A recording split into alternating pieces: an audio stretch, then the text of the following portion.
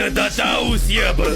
Kalau tak tahu, maka tak kenal. Kalau tak kenal, maka tak cinta.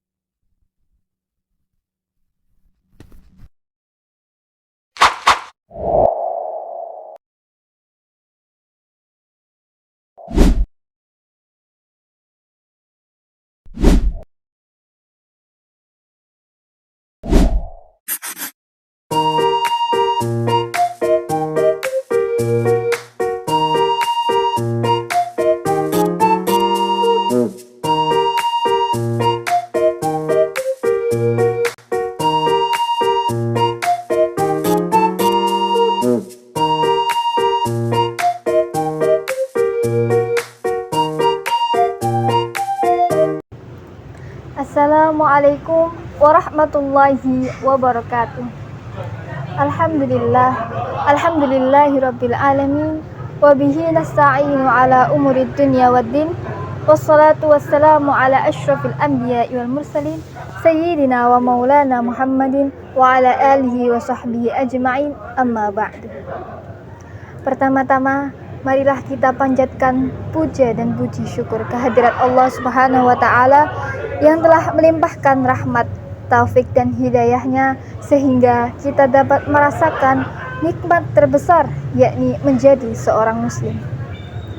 Tak lupa sholawat serta salam senantiasa tetap tercurahkan kepada baginda Nabi Agung, Nabi besar Muhammad SAW yang syafaatnya menaungi seluruh umatnya hingga akhir zaman. Semoga kita termasuk golongan orang-orang yang diberi syafaat. Amin amin ya rabbal alamin. Teman-temanku yang dirahmati Allah Subhanahu wa taala, pada kesempatan kali ini marilah kita bersama-sama merenungkan aspek penting dalam kehidupan, yakni menjaga lisan.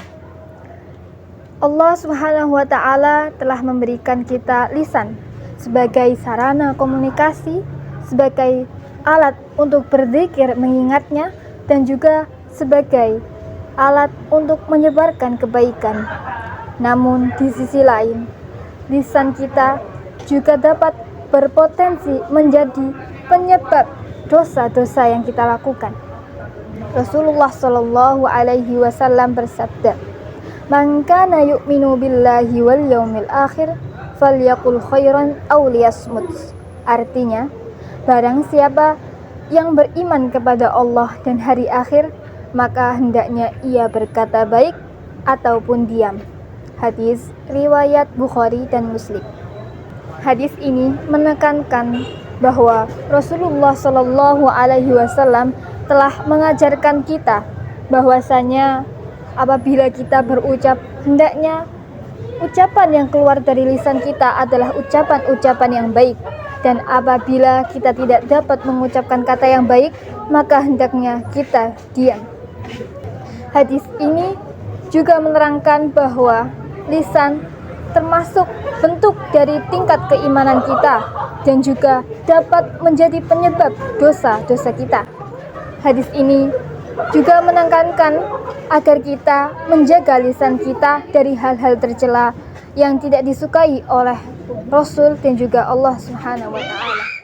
Teman-teman rahimakumullah, lisan yang tidak terjaga dapat mendatangkan bahaya yang besar di dunia maupun di akhirat. Berapa banyak orang yang menyesal karena perkataan yang keluar dari mulutnya adalah perkataan yang tidak dipikirkan terlebih dahulu. Fitnah, kebohongan, dan ucapan yang menyakiti orang lain dapat merusak silaturahmi, dapat merusak moral, dan juga dapat merusak iman. Lalu, jikalau semua ini sudah terjadi, apa yang harus kita lakukan? Yang perlu kita lakukan ialah memperbaiki semuanya. Maka dari itu, kita perlu memperhatikan beberapa hal. Yang pertama, yakni berpikir sebelum berucap. Pastikan kata-kata yang keluar dari lisan kita adalah kata-kata yang baik, meskipun kita sedang dalam keadaan emosi ataupun marah. Yang kedua, banyak berzikir kepada Allah. Berzikir dapat membuat hati kita tenang.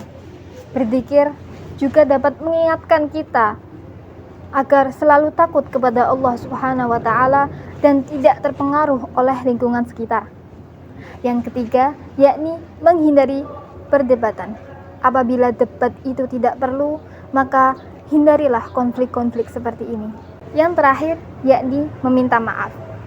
Jangan ragu untuk meminta maaf, karena kita tidak pernah tahu apakah kata-kata yang kita keluarkan ini menyakiti hati orang lain. Teman-teman rahimakumullah, mungkin cukup sekian apa yang saya sampaikan. Semoga hal ini bisa menjadi pengingat diri kita masing-masing agar selalu takwa kepada Allah Subhanahu wa Ta'ala. Kurang lebihnya mohon maaf. Akhirul kalam, Allahul muwafiq ila aqwamit thoriq.